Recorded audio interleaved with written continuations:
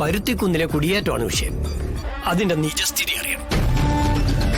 നീർക്കോലി അടിച്ചാലും അത്താഴം മുടങ്ങുമെന്ന അവസ്ഥയിലായി ഇപ്പോഴത്തെ സർക്കാർ.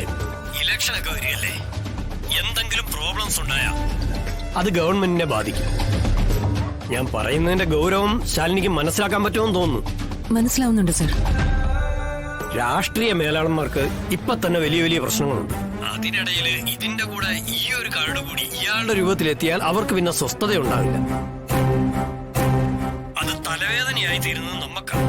ഈ കേസ് മുളയിലെ അങ്ങ് നുള്ളിയാൽ വലിയ പ്രോബ്ലംസ് ഒന്നും ഇല്ലാതെ നമ്മുടെ തടിയെ കൊള്ളാതെ കാര്യങ്ങൾ പരിഹരിക്കാൻ പറ്റിയും. ഈ പരുത്തിക്കുന്ന് ശരിക്കും പുറമ്പോക്ക് ഭൂമി തന്നെയാണ് സർ? അല്ലെന്ന് പറയുന്നത് കാഹളംകുമാരനാ.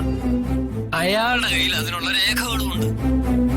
പിന്നെ എന്തെങ്കിലും തെളിവില്ലാതെ ഇറങ്ങിപ്പുറപ്പെടുന്ന ആളല്ലേ ഈ കുമാരൻ.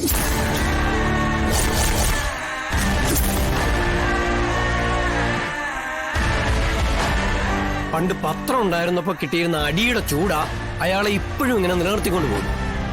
ഒറ്റയ്ക്ക് നിന്ന് പോരാടും. മുഖ്യമന്ത്രിയായിരുന്ന അരവിന്ദാക്ഷൻ സാറിന്റെ മുഖ്യ ശത്രുവായിരുന്നു.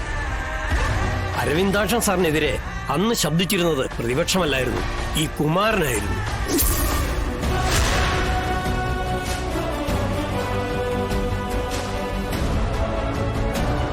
ചുരുക്കത്തില് ചെറിയ തലവേദന സാർ എനിക്ക് തന്നു അല്ലേ സർ? ചില ശബ്ദങ്ങൾ നമുക്ക് കണ്ടില്ലെന്നും കേട്ടില്ലെന്നും വെക്കാനാവില്ല. അത് പറഞ്ഞു കേട്ടിട്ടില്ലേ? ചിലർക്ക് വളർത്താനായിരിക്കും, മറ്റു ചിലർക്ക് കൊല്ലാനായിരിക്കും. എന്തിനാണെന്ന് അതിലേക്ക് ഇറങ്ങി ചെല്ലുമ്പോഴേ അറിയാൻ പറ്റും. എന്തായാലും കാഹളത്തിന്റെ ശബ്ദം നമുക്ക് കണ്ടില്ലെന്ന് വെക്കാനാവില്ല.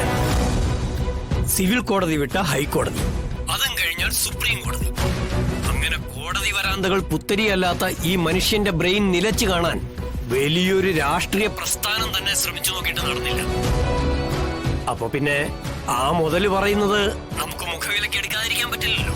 ശാലിനി ഒന്ന് അന്വേഷിച്ച് എത്രയും പെട്ടെന്ന് ഒരു റിപ്പോർട്ട് എനിക്കിതാ. ഒരു കാര്യം ശ്രദ്ധിക്കുക, അയാൾ വെട്ടുന്ന വഴി ഒരിക്കലും ഒരു സുഗമമായ വഴിയായിരിക്കില്ല. കല്ലും മുള്ളും നിറഞ്ഞത് തന്നെയായിരിക്കും. ശ്രദ്ധയോടെ മുന്നോട്ട് പോവുക. കുമാരൻ തെളിയിക്കുന്ന തിരിക്ക് ഒരൽപ്പം ചൂട് കൂടുമെന്ന് മാത്രം ഓർക്കുക. ശരി സർ, ഞാൻ എന്തായാലും നോക്കാം.